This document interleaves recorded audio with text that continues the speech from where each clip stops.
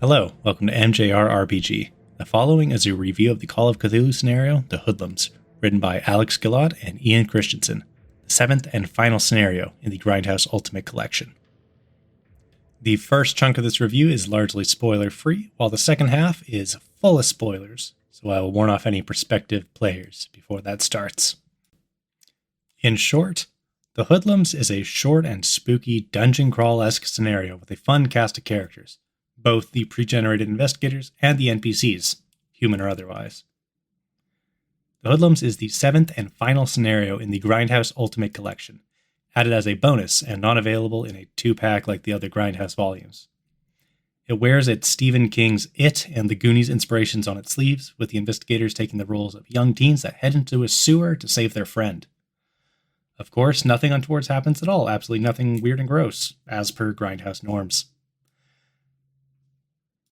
As the largest scenario in the collection, The Hoodlums takes up 24 VHS-sized pages, with 18 for the main text and stats, a full-page map, a title page, and 4 pages for investigator sheets.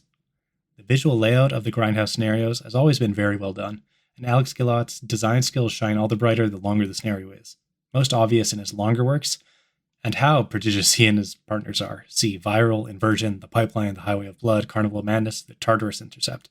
My absolute goodness does the mad work.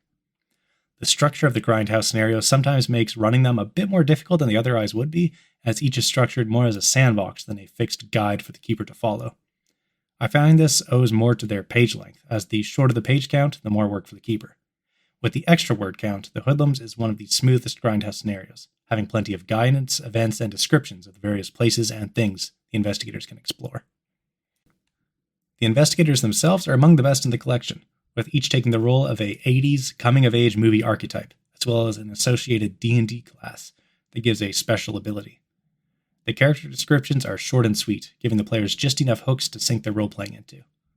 There are plenty of Kids in Cthulhu type rules and mini-systems out there, and while The Hoodlums doesn't push any boundaries or break new ground, its special abilities and peer pressure mechanic still help the younger investigators stand out from their adult counterparts.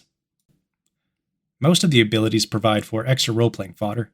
The leader character can give pep talks to restore san, the metalhead gets a bonus die when protecting friends, and the goth takes half san loss when seeing dead things. One of them is a bit iffy, though. The fighter is able to grapple opponents to stop them from moving, which is already a base mechanic in Call of Cthulhu with combat maneuvers. A simple, if boring, band-aid is to instead give them a bonus die when grappling.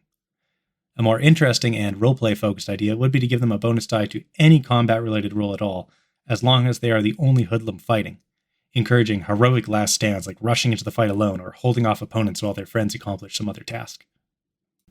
The Hoodlums continues the Grindhouse tradition of being confined to a single location. Said location comes with a detailed map and descriptions of each sublocation, making it easier for the keeper to guide the investigators in their exploration.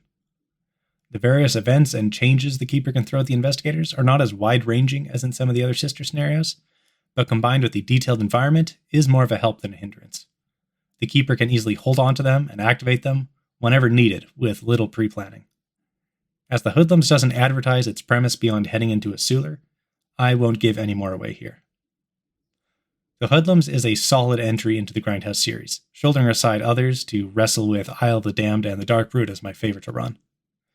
If this sounds like something you want to run, or force your keeper to run, it can be found in the Grindhouse Ultimate Collection on DriveThruRPG. The following section is full of spoilers. If you're a player or just don't really want to know what the scenario is about ahead of time, I would suggest stopping here. The Hoodlums is a locked room scenario like most of its Grindhouse siblings, except it has a playable lead-up. This offers the opportunity for players to go completely off-script and avoid the actual scenario, but as long as your players are not dead set on running away from anything interesting, it should be easy enough to guide them towards the spooky fun.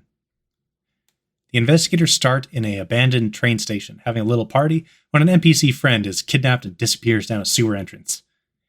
This is the first chance for players to wander out of the scenario if instead of pursuing the friend, they decide to just call the police. The scenario text gives some advice, such as saying it would take too long for the police to arrive. It's the 1980s, so no easy access cell phones. And the teens will get in trouble with the cops. They have booze and weed on them. Also, they're reckless 80s teens. This should be enough to get most players to go along with it, and if they still seem on the fence, then this might not be the right scenario for them. Or game in general, really. Can't be Call of Cthulhu Investigator if you don't want to investigate. They then track their friend through the sewers. This is an entirely linear affair that can also be as short or as long as the keeper wants, as its only purpose is to deliver the investigators to an underground mansion. And once at the mansion, a lovely trigger of mutant rats can be used to force the investigators inside or prevent them from fleeing. If they don't want to enter the mansion, rats chase them in. If they do willingly go in but try to leave, rats! And if you as the keeper just feel like it, rats! The rest of the scenario is classic spooky house exploration, moving room to room looking for the friend. Most rooms have a description, though only about half have anything of interest in them. In particular, almost the whole left side of the mansion has nothing notable in it.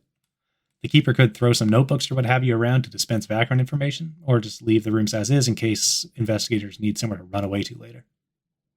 There are 2 primary threats, along with a secondary third threat. One is a lobotomized servant with a tragic backstory that can be as aggressive or persuadable as the keeper desires. I like having him be open to persuasion, especially when the investigators use his favorite doll. While the other is an insane scientist, immortal cultist wizard. He's not particularly physically dangerous, especially if ganged up on, but he regenerates HP unless decapitated or destroyed, more on that in a bit, and has a repertoire of spells that could really mess up the investigators. Once directly confronted, the 2 opponents aren't particularly frightening, so it's best to keep them in the background, occasionally making noise or even taunting the investigators, keeping them guessing on what is going on. The third potential danger is a zombie child locked in a hidden room. She is especially creepy, and I would highly suggest finding some way of guiding the investigators to her, maybe by having her knock on the door of the room, misleading the investigators there, thinking she's their missing friend locked in a room. Among the various things to find in the mansion is a green liquid in a syringe labeled West.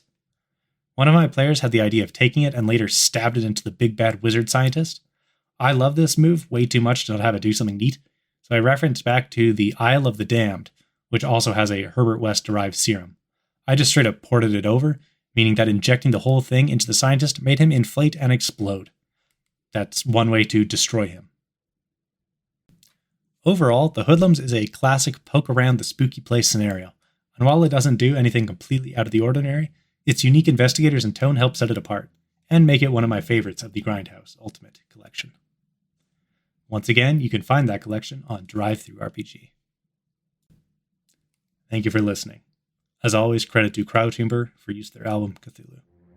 Until next time, have a good one.